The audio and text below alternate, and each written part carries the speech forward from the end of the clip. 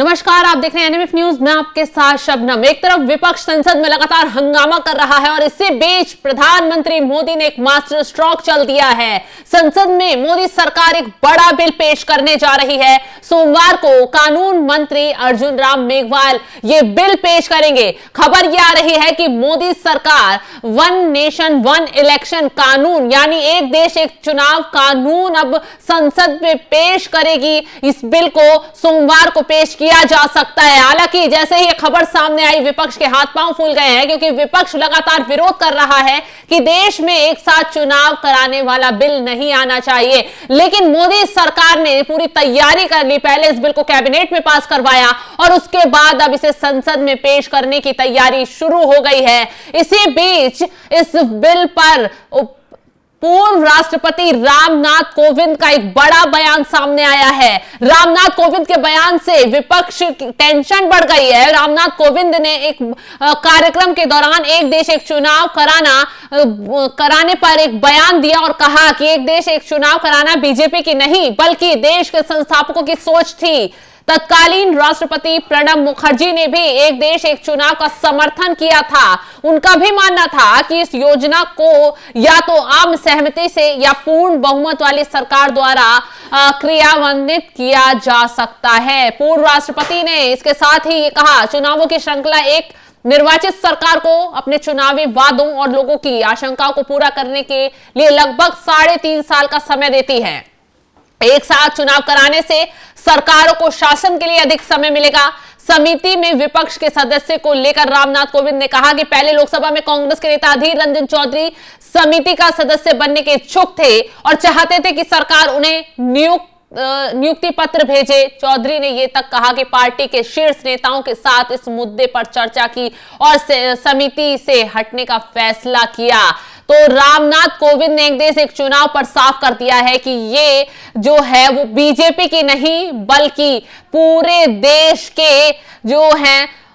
देश के संस्थापकों की सोच है। रामनाथ कोविंद ने वन नेशन वन इलेक्शन पर बड़ा बयान दिया है और इस बयान ने विपक्ष में खलबली मचा दी है। बता दें कि अब सोमवार को one nation one election bill पेश करेंगे कानून मंत्री अर्जुन राम मेघवाल। सरकार के सूत्रों का कहना है कि इस बिल को चर्चा के लिए जेपीसी के पास भेजा जाएगा। लंबी चर्चा और आम सहमति बनाने के लिए सरकार इस विधेयक को संयुक्त संसदीय समिति के पास भेजेगी। जेपीसी सभी राजनीतिक दलों के प्रतिनिधियों के साथ विस्तार से चर्चा करेगी और इस प्रस्ताव पर सामूहिक सहमति की जरूरत पर जोर देगी। देश में अभी अलग अलग राज्यों में अलग अलग समय पर चुनाव होते हैं। कानून बनने के बाद देश में एक साथ चुनाव कराए जाने की तैयारी है। हालांकि सरकार के इस कदम पर कांग्रेस और आम आदमी पार्टी जैसी कई इंडिया गठबंधन की पार्टियों ने विरोध जता दिया है। विपक्ष ने आरोप लगाया है कि इससे केंद्र में सत्तारूढ़ पार्टी को फायदा होगा। नीतीश कुमार की जेडीयू और चिराग पासवान जैसे प्रमुख एनडीए सहयोगियों ने एक साथ एक चुनाव कराए जाने का समर्थन किया है। एक देश एक चुनाव को बार बार होने वाले चुनावों से जुड़ी लागत और व्यवधानों को कम करने के लिए एक महत्वपूर्ण सुधार के रूप में देखा जा रहा है।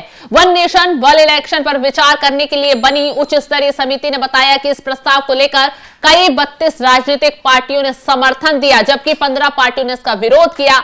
इस उच्च स्तरीय समिति की अध्यक्षता पूर्व राष्ट्रपति रामनाथ कोविंद ने की थी। रामनाथ कोविंद ने अक्टूबर में 17वें लाल बहादुर शास्त्री स्मृति व्याख्यान के दौरान कहा कि विरोध करने वाली 15 पार्टियों में से कई ने पहले कभी ना कभी वन नेशन वन इलेक्शन के विचार का समर्थन किया था, जिसमें खुद कांग्रेस शामिल थी, अधीर रंजन चौधरी तक शामिल थे। लेकिन आखिरी वक्त पर उन्होंने इसे अपने आप को दूर कर लिया। अब कांग्रेस विरोध करे या आम आदमी पार्टी विरोध करे, लेकिन संसद में यह बिल आएगा और मोदी सरकार इस बिल को पास कराकर रहेगी, क्योंकि बहुमत सरकार के पास लगभग इतना है कि वो बिल पेश करवा सकती है। फिर राज्यसभा में बिल को पेश किया जाएगा, चर्चा होगी, जेपीसी के पास इस बिल को भेजा जाएगा और आम सहमति के बाद अगर बिल पास हो जाता है तो यह कानून बन जाएगा राष्ट्रपति के हस्ताक्षर के बाद। और फिर पूरे देश में एक साथ एक साथ चुनाव हो पाएंगे, जिससे न सिर्फ सरकारी खर्च बचेगा बल्कि लोगों के समय में भी बचाव होगा और नेताओं को भी इसका भरपूर फायदा मिलेगा। तो मोदी सरकार ये बड़ा पहल, बड़ा कदम संसद में उठाने जा रही है। हालांकि पहले ही संसद में बवाल मचा हुआ है तमाम मुद्दों पर। संविधान पर चर्चा के दौरान काफी हंगामा देखने के लिए मिल रहा है। अब देखना यह होगा कि मोदी सरकार जब संसद में यह बिल लाती है, यह बिल पेश किया जाता है, तो किस तरह विपक्ष इस बिल पर विरोध जताता है और कौन कौन इस बिल के समर्थन में खड़ा होता है, ये देखने वाली बात होगी। लेकिन देश के लिए ये एक महत्वपूर्ण बिल है और ये बहुत बड़ा फैसला मोदी सरकार करने जा रही है। अब सोमवार को कानून मंत्री ये बिल संसद में पेश करेंगे, उसके बाद चर्चा होगी, जेपीसी पर भेजा जाएगा और चर्चा के बाद आखिरी प्रस्ताव पर मोहर लगेगी कि एक देश एक चुनाव बिल पास होता है या नहीं, देखने वाली बात होगी। आपको क्या लगता है, क्या देश में एक साथ चुनाव होने चाहिए, विधानसभा लोकसभा सभी चुनाव एक साथ होने चाहिए? कमेंट कर अपनी राय हमें जरूर बताएं और तमाम खबरों की अपडेट के लिए आप हमारे साथ बने रहें। नमस्कार।